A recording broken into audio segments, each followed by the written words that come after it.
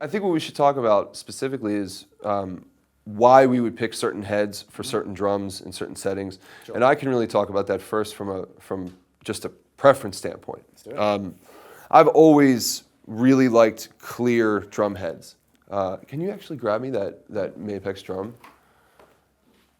So, for those that don't know, this is a clear drum head. Okay, so it's see-through basically. You can see through.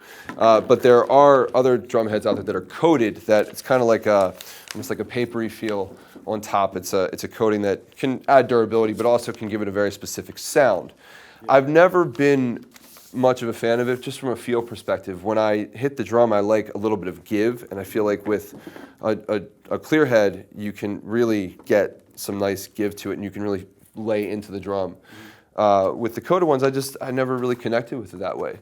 So for me, that's a big preference, and I've gone into recording situations where the producer, the engineer, is set in his or her ways, where it's like you have to use these drums with this head, and it's coated, and you deal with it, and that's fine. But if I have the option, I really want to record with these clear heads. So when we started working together, we sat down and we said, all right, what are we doing? We made a list of all the heads we were going to, get from Evans and which ones we were going to set up. And I tried them. We did. And funny enough, this drum head in particular was not the tom head that we used on the recording of Juggernaut. We used the G14s, right? G14, yeah.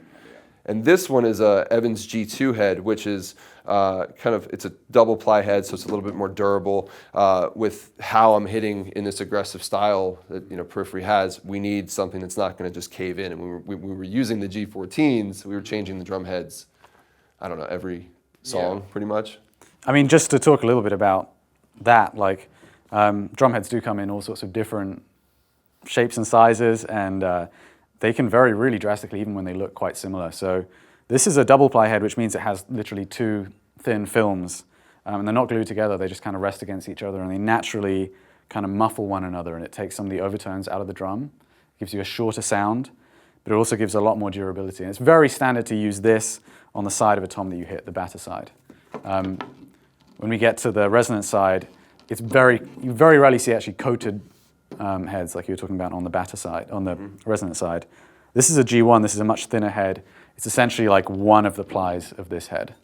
And we'll get into all of that stuff when we're actually tuning the drum. But from a microphone's perspective, the difference between clear and coated heads is, I don't want to say it's subtle, but perhaps it's not as great a difference as you might perceive in the room.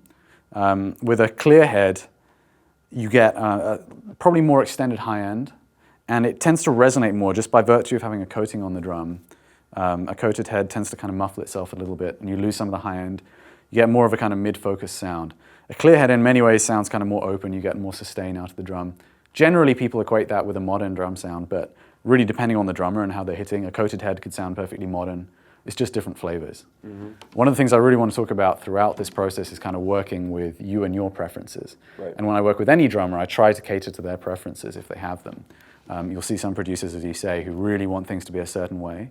And it's good to be flexible in those situations. Yeah, it's good for the drummer to be able to be flexible. Sure. But as an engineer, I don't want to be forcing you to play in such a, play on a setup that's unfamiliar and sacrifice a really good performance. Like when it comes to the positioning of your cymbals or the head choice or really any aspect of it, I'm trying to capture your performance. So I want to have a certain skill set that allows me to work around those preferences and still get a result that works for both of us. Sure. And I think that's really important, considering that I really do have a pretty obvious preference as far as what we're using. And I think the drum sizes too, the process of selecting them for the recording process of Juggernaut specifically, that was really specific. I'll come around here actually just to talk about this kit a bit. When we recorded Juggernaut, we actually used slightly different sizes than what we have here, and that was based off of really my preference. I actually enjoy a shorter tom setup if I'm going to have toms here. I find that because of me sitting high, for whatever reason, I like the toms lower. So the deeper they are, you kind of have a little bit less space to lower them because of where the bass drum is. You know, you don't want the rims to hit the drums. So with deeper toms, you know, the diameters are still the same, but it definitely has a different feel to it. The response of the sound is kind of more drawn out because there's more space for the sound to resonate. But when we went to record Juggernaut specifically, we were using a 7-inch depth, which is actually the drum that you had before, 7 by 10-inch diameter. And this one is actually an 8-inch depth with a 10-inch diameter. So it's really 1-inch difference, but from a feel perspective, even just the way the stick bounces off the drum is a little bit different. And same thing with this tom. This tom is a 10 by 12, and then when we recorded Juggernaut, it was a 8 by 12. So it was a 1-inch deeper from this 10-inch diameter drum, but you know, it just feels a little funny. And even the floor toms here are different in that when we recorded the album, the circumferences were 14, 16. Those are both the same here, but the depths are different. This depth it's a 14 by 14, so it's a very even kind of boxy square drum. And I don't know if that affects the sound negatively at all. It's just. I think that's a really shallow drum there. I think that's like 14 by 11 or something. Is it? Yeah. Oh. Both the floor toms are quite shallow on this kit, but. Oh, it's a 16 by 14. This looks like a 14 by 12. Or even shorter, yeah. Yeah, they're very exactly. short. I think what you're already getting a sense of is that, or what you have to learn when you're recording drums, it's such a physical instrument, and you're cramming together really instruments that all come from a different tradition entirely into a small space and trying to make it work. And as an engineer, it's both, to me, it's one of the most fun things to record because you are trying to cram microphones in and get optimal sound from every piece without too much leakage between them so that you can mix them really easily. But it can also be a real pain sometimes. Yeah, and I think what's great about this particular experience that we're kind of in right now and experiencing right now is that we're trying to recreate or improve upon the sounds that we had for the record in this class, and we have different drums to do it. So that's kind of a unique challenge for us to face. It's not as familiar as far as the depths go. Yeah.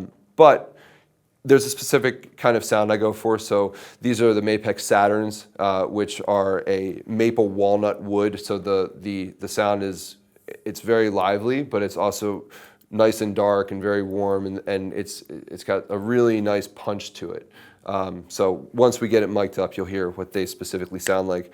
I think something just really briefly that's important to talk about are just the bass drum and the snare drum relationship, at least in terms of the sizes that we like.